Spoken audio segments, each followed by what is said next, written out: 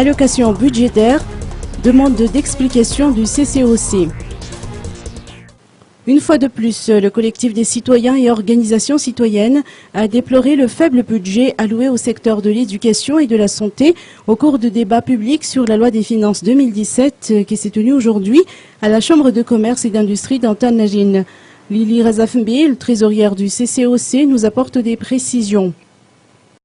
En fait, la loi des finances 2017, elle n'est pas très différente de la loi de finances 2016.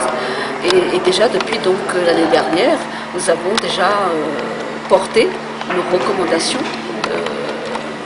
concernant les deux secteurs prioritaires que nous considérons comme étant prioritaires, qui est donc le secteur éducation et le secteur santé.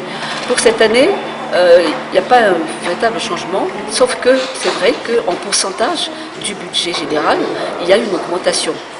Mais cette augmentation est tellement infime, pour nous en tout cas, par rapport à d'autres augmentations de d'autres secteurs. Et donc nous avons recommandé auprès donc, des députés, lors d'une séance de travail, avant l'examen et l'adoption de cette loi des finances 2017. Cette loi maintenant a été votée et on se rend compte qu'il n'y a pas eu vraiment de prise en compte de ces recommandations, notamment par rapport au budget alloué à la santé et à l'éducation. Membres de société civile et simples citoyens ont assisté à ce débat. Pour le CCOC, des allocations budgétaires sont à justifier.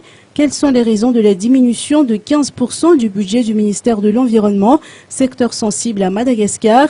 Pourquoi le budget de la présidence n'a pas diminué, mais il a augmenté, particulièrement au profit du secrétariat général? Pourquoi le budget du ministère des Transports a connu une hausse de 354%, celui des ressources halieutiques et de la pêche une hausse de 203,7% et le ministère chargé des projets présidentiels de 164,3%?